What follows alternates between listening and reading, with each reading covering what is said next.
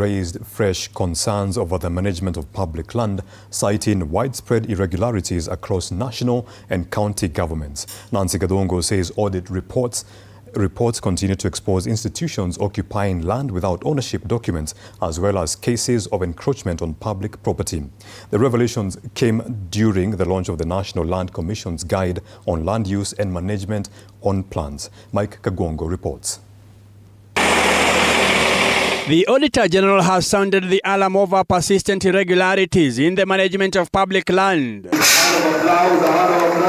warning that weak governance continue to expose public assets to loss. You will find land that is earmarked by an individual for development. A county can come in and acquire that land, either forcibly or by convincing the individual that they need that land.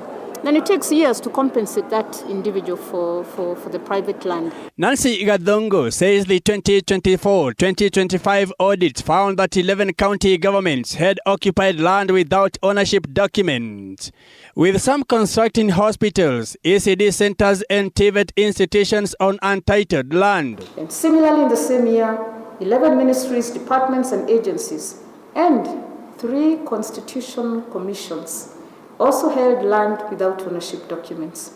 Some of the land already has buildings on it, and you find the same in state corporations, where several institutions do not have title deeds, do not have transfer documents or other legal records to confirm ownership of land. And this has been an issue I've been raising even with the National Land Commission and the State Department, and that's why the CEO talked about it earlier.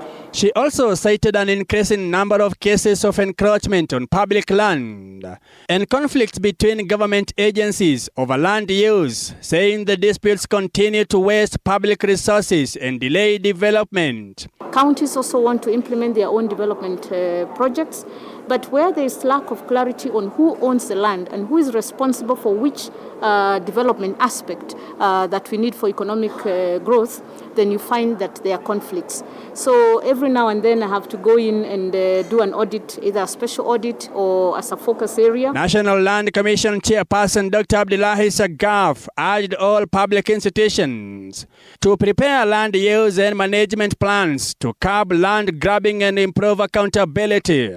According to Commissioner Esther Madenge, the new guide will strengthen coordinated planning and the sustainable management of public land.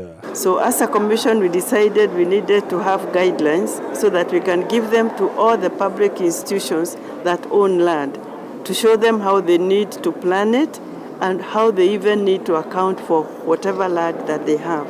We are going to be more planful, and more planful leads to